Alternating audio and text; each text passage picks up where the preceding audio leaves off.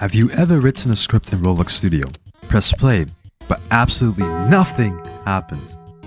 It's frustrating, but there's a secret to it. Where you put your script is just as important as what is inside of the script. So in this tutorial, I'll show you exactly where to place your scripts so they actually work. So a common mistake a lot of people make is trying to put your local scripts inside of the workspace. Whenever I put a local script inside of the workspace and I run,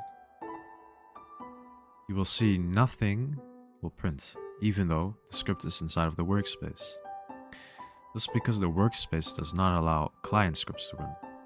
So what we do is we put our local script inside of the starter character scripts or starter player scripts. If I put something inside of the starter player scripts, the script will be inside of here, players, your local player, which is you, player scripts. See, this is our script that we made. It says hello world. We can change the script and say, this script is inside of the player. If we run now, you see the script is inside of the player. Right there. See? We can also place scripts inside of the starter character scripts. When we run the code, you see it works. Our script will be inside of our player. If we reset our character now, it should run again because the script gets created again, you see? So let's say we want to do any logic on our character, like a running system. We could put a running system inside of our starter character scripts right here. So every time your character respawns, the script will automatically be running again. It will automatically have all the variables at the top. So if we create variables at the top of the script, local humanoids, first we'll do players. Local player equals players dot local player. This grabs your player right here. Because we're on the client, we get access to this. The server, if a server has this, we cannot do local player because it doesn't know who the player is. A server script is ran on the server. I'll explain here what a server script and client script are. So when you join a game on Roblox, you're not just playing alone. You're connecting to a server. Think of the server like the brain of the game. It's running all the logic that you should not have access to as the player. Each player has their own view and controls. That is the client. But the server manages the game's functionality, like spawning NPCs, making sure everyone in the game sees the same thing. So now that you know where to put your local scripts, we can move on to server scripts. Server scripts are these white scripts and client scripts are the blue ones. So for the server, we have server storage and server script servers. Whenever the client tries to access server storage or server script servers, it can't because the client is your computer. It is not the server. The client can only access all the client things and the workspace.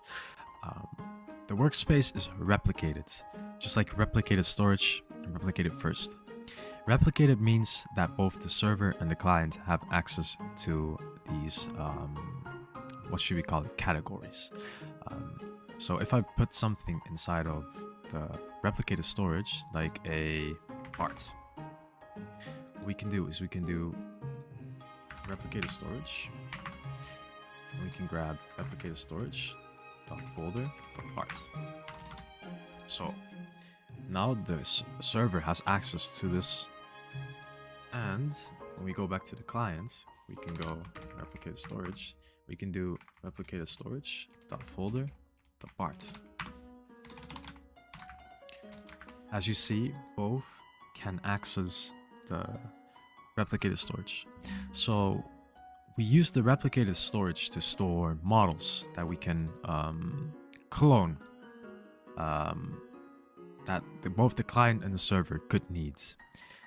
Another use of replicated storage is modules.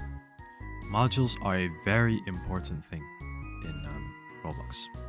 So we can make a module get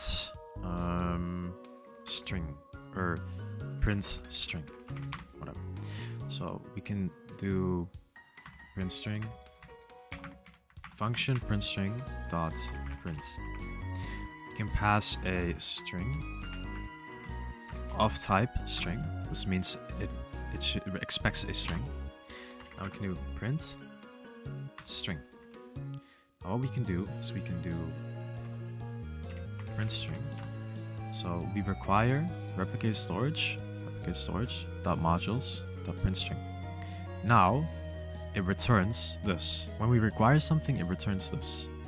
Because we put print as a function in this table, we return this table. So now when I do print string, we can see we have access to the print function. Now we can say, hello, I used the module in the replicated storage to print this message. Now when we run play, we can see the server said, hello, I used this module in the replicated storage to print this message. Now if we copy the script, we can run this from the client as well. As you can see, when my client loads in, it prints the same message. But we can also grab run service.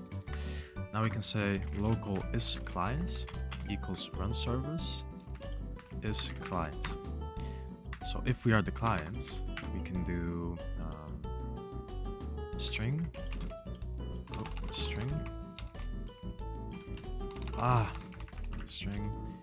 equals is client and client, or server, and then we can do string.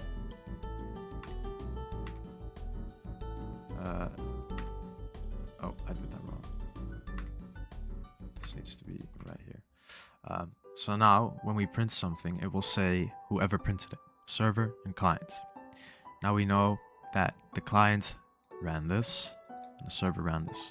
This could be useful in some scripts that you want to share between the server and the client. So for example, if we want to save, let's say, codes for our game. So we want to make codes that people can use to give rewards.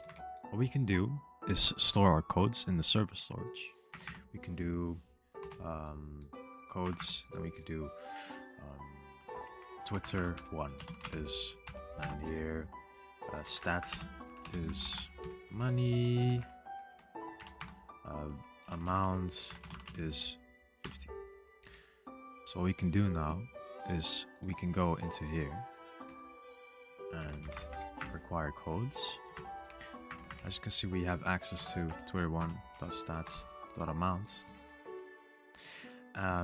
So if our client tells the server, hey, I want to redeem a code, then the client cannot access these codes. I'll show you.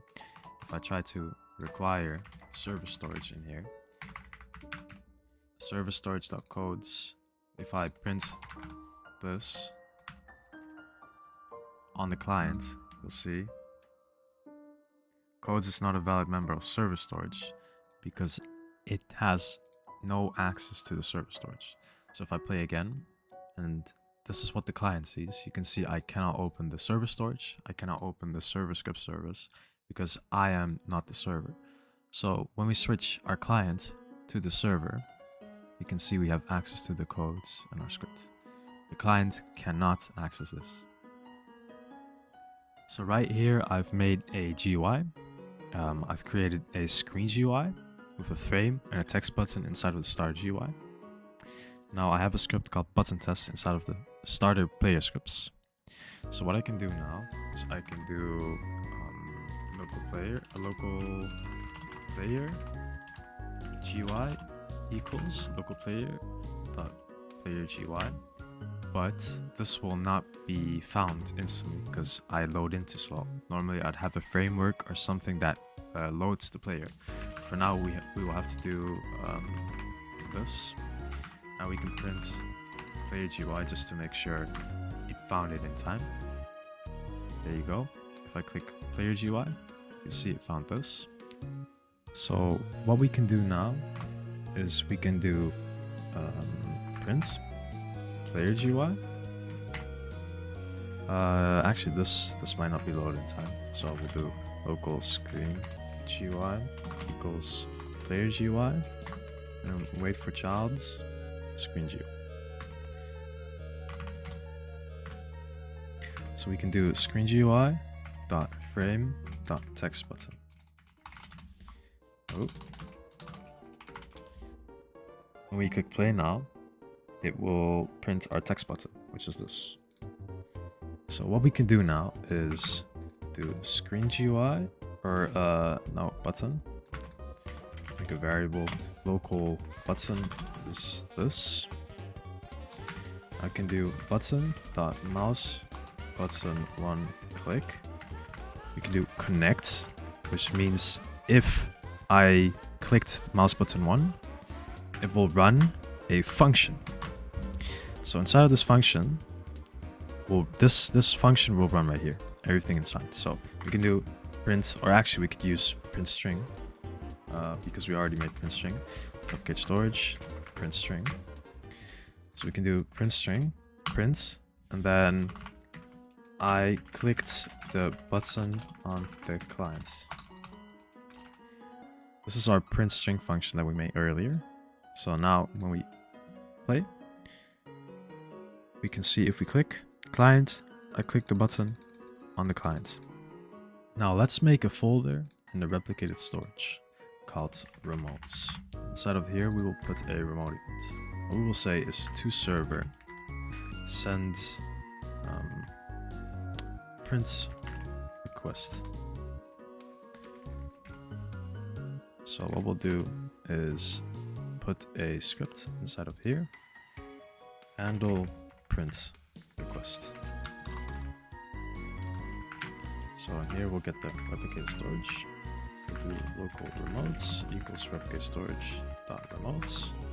I can do remotes dot to server this. So on server event, this means if your client send a request to the server, this will run. So we can do the connect again. So once that happens, it runs the function. Now, the first parameter on the server is always the player. The player is your local player. So whoever send it will be the player. And here we can do string, type string. Now we'll get our print string function again. And in here, we'll do print string, print string. We'll transform this. So we'll do player send a request to the server to print and then our string. Now on our clients, whenever we click our button, we'll get the remotes folder in here. Now we can do remotes dot to server. We can do fire server, and then yippee, I clicked the button. As you'll see, we will not print anything here. Now, when we run our codes, we can do server. You see, when we click this, it says server. And this is because we sent a request to the server to print the string. So you can see my player dev_exply player send a request to the server to print string. Right here, this is the string I sent.